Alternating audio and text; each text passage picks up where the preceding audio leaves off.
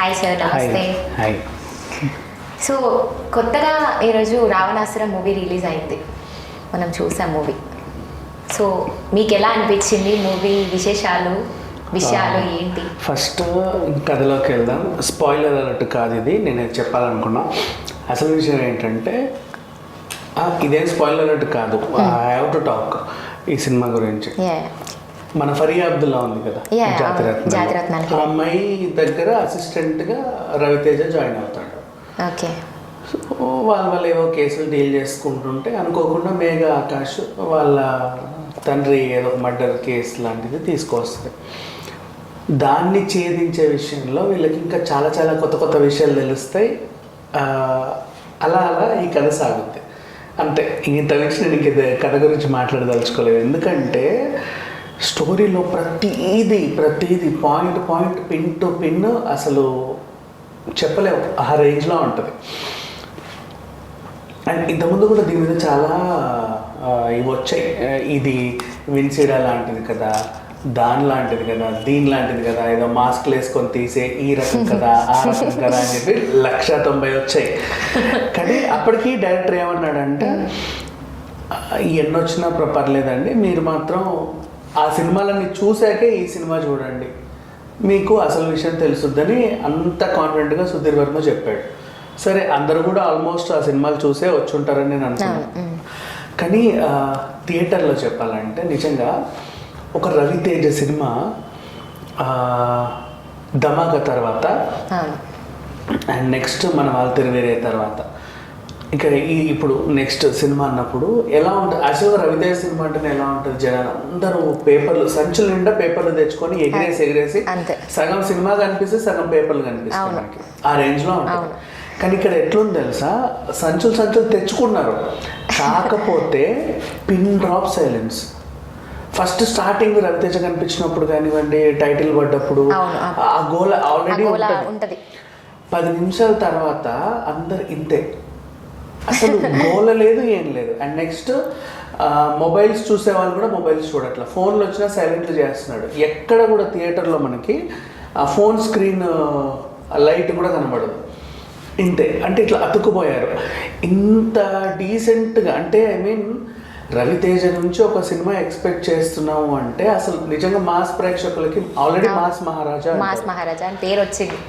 అలాంటి వాళ్ళు అంత డీసెంట్గా ఎందుకు చూసారంటే సినిమాలో ఎంగేజ్ చేసింది, అంత బాగుంది. అంటే లైక్ నెక్స్ట్ ఏంటి, ఏం జరగబోతుంది అని ఒక క్యూరియాసిటీ జనాల్లో పెరిగింది. కాసేపు ఒక ఫోన్ వచ్చిన ఇటు చూసి అటు తిరిగేలా అయ్యో ఏదో మిస్ అయిపోయాను, ఆ రేంజ్ ఎగ్జాక్ట్లీ. అది ఈ మూవీ పర్ఫెక్ట్గా డీల్ చేసిందనే చెప్పుకోవాలి. చూస్తున్నాను సేపు ఇంతే. నేను నిజంగా థియేటర్లో అంటే మనం మామూలుగా చూస్తాం కదా, మనకి మన అభిప్రాయం వేరు, జనాల అభిప్రాయం రెండు కలిపే కదా మనం మాట్లాడుకుంటాం. సో అప్పుడప్పుడు చూస్తూ ఉంటాం, జనాలను చూస్తూ ఉంటాం. ఆ సీన్కి మన రియాక్షన్ ఏంటి, వీళ్ళ రియాక్షన్ ఏంటి, ఈ సీన్కి మన రియాక్షన్ ఏంటి, వీళ్ళ రియాక్షన్ ఏంటి అని చూడాలి కదా. కానీ ఈ సినిమాకి మాత్రం నేను నిజంగా చెప్తున్నా, వీళ్ళ రియాక్షన్ ఏంటని నేను చూడలా. ఎందుకంటే వీళ్ళ రియాక్షన్ చూసే లోపు నేనేమన్నా మిస్ అయిపోతానేమో, అదొకటి ఉండిపోయింది మైండ్లో అనే రేంజ్లో మొత్తం స్క్రీన్ ప్రతి ఫ్రేమ్ టు ఫ్రేమ్ కూడా ఎంత బాగా డిజైన్ చేశారంటే ఇంకా అసలు చెప్పాల్సిన అవసరమే లేదు. రవితేజ గారికి ఈ సినిమా నిజంగా అంటే తన కెరీర్ మొత్తంలో ఇలాంటి సినిమా తను ఎప్పుడు చేశాడు. అయితే ఇక కథ విషయానికి వస్తే ఆ మేఘ ఆకాష్ వాళ్ళ మర్డర్ కేసులో ఏవైతే ఉందో ఆ మర్డర్లన్నీ రవితేజ చేస్తున్నాడని తెలిసిపోతుంది మనకి. నేనేం కథ చెప్పట్లా, ఇంకా చాలా ఉంది దీంట్లో విషయం. నేను అనవసరంగా ఏదో వాగేస్తున్నాను, నా ఎగ్జైట్మెంట్ లేదు సార్. మీరు చెప్తుంటే నాకు కూడా కొంచెం మైండ్ పోతుంది. ఇప్పుడు హీరోగా చేసే రవితేజ ఈసారి కొత్త వర్షన్తో వచ్చారు. సో మర్డర్లన్నీ రవితేజ చేస్తున్నాడని తెలిసాక అందరి మొహాలు ఎలా ఉంటాయి? అందుకే ఆడియన్స్ అందరినీ అటెన్షన్ గ్రాప్ చేసింది. అదేంటి రవితేజ గారు అంటే ఏదో చేస్తుంటే ఇట్లా అయిపోయాడు ఏంటి అని చెప్పి అందరు ఇలాగే చూసారు. నెక్స్ట్ ఏంటో మీరు చెప్తుంటే కూడా నాకు అదే ఏం మాట్లాడాలో అర్థం కావట్లేదు, ఏదో జరుగుతుంది అట్లా, అదొకటి ఉంది. ఆ రేంజ్లో ఉంది సినిమా చెప్పాలంటే. అతుక్కుపోయేలాగా, ఇప్పుడు సీటెడ్జ్ అంటాం కదా మనం, అతుక్కుపోయేలాగా స్క్రీన్కి అంత బాగా తీశారు సినిమాని చెప్పాలంటే. అండ్ ఈ మధ్య కాలంలో నేను చూసిన చాలా అతి తక్కువ అంటే గొప్ప సినిమాలలో, అంటే మనం అన్నీ చూస్తాం కాబట్టి అతి తక్కువ అంటే గొప్ప సినిమాల గురించి మాట్లాడుతుంటే దసరా తర్వాత నాకు అనిపించింది ఉంటుందేమో ఏప్రిల్ మంత్ మొత్తం, అంటే ఆల్రెడీ ఫిబ్రవరి అండ్ మార్చ్ చాలా డల్గా డిమ్గా ఏదో ఇట్లున్నామా అన్నట్టు ఉంది. సంక్రాంతికే అయిపోయింది ఈ సినిమాల హంగామా అనుకున్న టైంలో దసరా ఒక ఊపుని ఇస్తే ఆ ఊపుని కంటిన్యూ చేయడం అనేది నెక్స్ట్ ఆస్పెక్ట్. కంటిన్యూ చేయకుండా నెక్స్ట్ లెవెల్కి తీసుకెళ్ళింది ఈ సినిమా, ఆ రేంజ్లో చెప్పుకోవచ్చు. అండ్ ఇకపోతే సంపత్ రాజ్ గారు కానివ్వండి, జయరామ్ గారు కానివ్వండి, వాళ్ళ నటన అబ్బాబ్బాబ్బా. అండ్ ఫరియా అబ్దుల్లా ఇంకా ఉన్నారు మనకి, అను ఎమ్మెల్యేలు ఉన్న, పూజిత పొన్నాడా ఉన్న, దక్ష నగర్కర్ ఉన్నా కూడా వాళ్ళ క్యారెక్టర్ల పరిధి మేరకు వాళ్ళు బాగానే చేసినప్పటికీ అసలు మెయిన్ ప్లాట్ చూసుకుంటే ఇలా కూడా తీయొచ్చా సినిమాలు నిజంగా ఎప్పుడైతే మనకి శ్రీకాంత్ విసా కథ తీసుకెళ్ళి మన పుష్పక్జీ రైటింగ్ చేసిన ఆయన కథ రవితేజకి చెప్పాడు. రవితేజ గారు కూడా మాట్లాడుకున్నారు, ఈ సినిమాని సుధీర్ వర్మ లాంటి వాళ్ళైతేనే బాగా డీల్ చేస్తారని ఆయన చెప్పడం అంటే ఇంతకుముందు జరిగిన విషయాలు ఆయన చెబితే అవునవును సుధీర్ వర్మే డీల్ చేస్తాడని ఆయన చెప్పడం, ఆయన కూడా ఈ సినిమాకి ఒప్పుకోవడం గ్రేట్. అట్లా జరిగిపోయింది.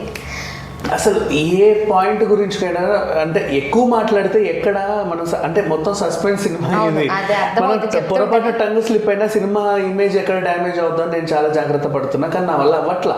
నిజంగా గొంతు నొక్కినట్టు అయిపోయింది ఈ సినిమా గురించి మాట్లాడాలంటే.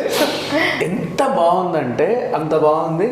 అండ్ ఫస్ట్ టైం రవితేజ గారి సినిమాకి జనాలందరూ మొబైల్ ఆపి తెచ్చుకున్న మూటలు నిండా పేపర్లు అవన్నీ కూడా యాక్చువల్గా వాళ్ళు ఏదో ఒక సీన్లో ఎగరేద్దాం, ఇప్పుడు వస్తాడేమో అప్పుడే ఎగరేద్దాం అన్నట్టు ఉంటారు, కానీ వాళ్ళు కూడా మూటలు పక్కన పెట్టి ఏమైతుంది అసలు ఇక్కడ అంటే మర్చిపోయి మనుషులందరినీ వాళ్ళు ఎందుకు వచ్చారు, ఎక్కడికి వచ్చారు, అసలు సినిమాకి వచ్చావా ఇంకేమైనా చూడడానికి వచ్చావా అనే రేంజ్లో మర్చిపోయేలాగా అంత బాగా తీశారంటే ఈ సినిమా గురించి నెక్స్ట్ దీనికి ఎన్ని అవార్డులు ఇచ్చినా తక్కువే.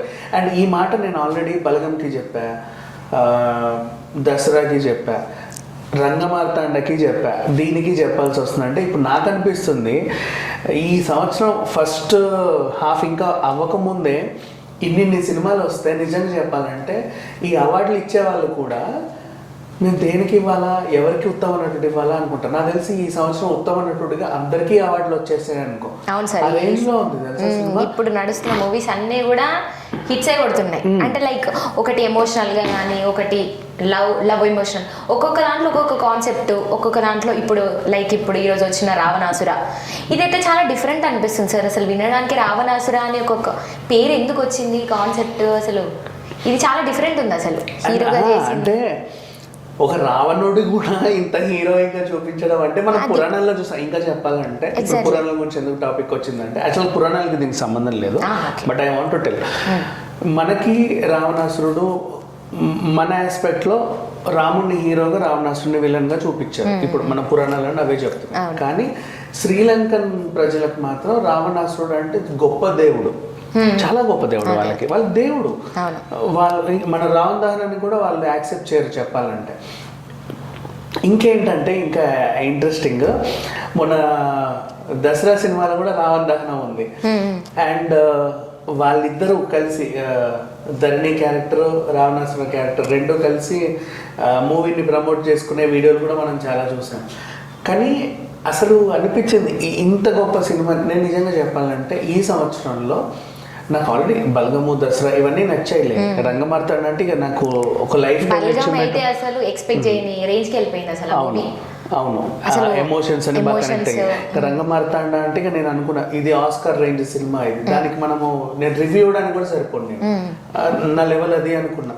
కానీ రావణాసుర చూసిన తర్వాత ఓ నాయనో ఇన్ని వస్తున్నాయేంటి 2023లో అనిపించింది. ఇక సాంకేతిక నిపుణుల గురించి మాట్లాడుకుంటే ఎడిటింగ్, నవీన్ నూలి గారి ఎడిటింగ్ ఎక్సలెంట్. మనకు ఫస్ట్ టీజర్ కట్ చేసినప్పుడే ఏదో చెప్పి చెప్పక చెప్పాడేంటా అనేసి అనుకున్నాం. ట్రైలర్ వచ్చిన తర్వాత నేను దాన్ని చేసి ఇది ఇలా ఉంటుందేమో అలా ఉంటుంది. ఇంకొకసారి నేను అన్నాను అమరావతి సినిమాలో మన తారకలాగా ఏమైనా హిప్నోటైజ్ చేసి హీరోతో ఇతను ఏమైనా చేయిస్తాడేమో ఎన్నెన్నెన్నో అనుకున్నా.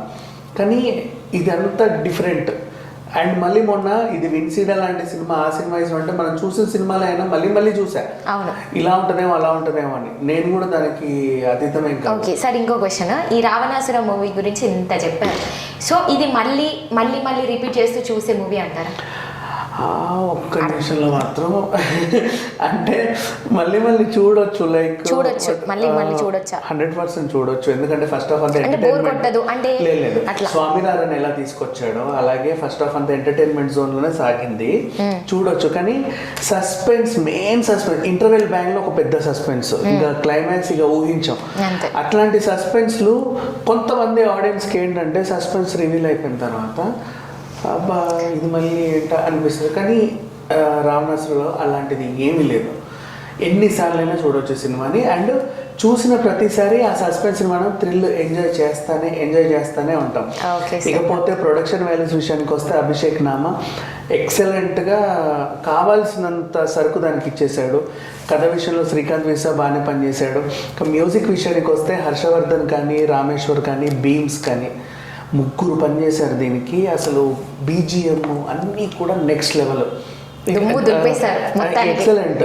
అండ్ ఇద్దరు సినిమాటోగ్రాఫర్లు కూడా పనిచేశారు దీనికి. అండ్ ప్రతి ఫ్రేమ్ కూడా మనం అతుక్కుపోతాం. నేను చెప్పా కదా, మూటలు తీసుకొచ్చిన వాళ్ళు కూడా చల్లలేకపోయారు, అలా చూశారు అంటే అర్థం చేసుకో. రావణాసుర పెద్ద హిట్ అంటే ఇక అది కూడా చాలా చిన్న మాటే. దాని గురించి నెక్స్ట్ లెవెల్ అనుకో, ఇంకా అంత నుంచి ఇంకేం. Okay sir, okay, thank you sir. Ravanasura గురించి మంచి రివ్యూ ఇచ్చారు మాకు. సో మీ రివ్యూ వల్ల చూడని వాళ్ళు చూస్తారు, అంటే మూవీ గురించి ఇంకెంతో తెలుసుకుంటారు. చాలా మందికి మెసేజ్ చేస్తారు, థియేటర్ లోనే చూడాలి మూవీ, థియేటర్ లోనే చూస్తారు. ఇంటర్వెల్ లో చాలా మందికి మెసేజ్ చేశాను, మీరు రండి నేను ఇక్కడే ఉన్నా, మీరు రండి, రోజుకు 4 షోలు అయినా పర్లేదు చూద్దాం ఈ సినిమా అని చెప్పి నేను 100 మందిని చెప్పా. ఆ రకంగా నాకు బాగా ఎక్సైట్మెంట్ గా ఉంది ఈ సినిమా అయితే. I'm very happy. ఈ రోజు నా మార్నింగ్ చాలా బాగుంది.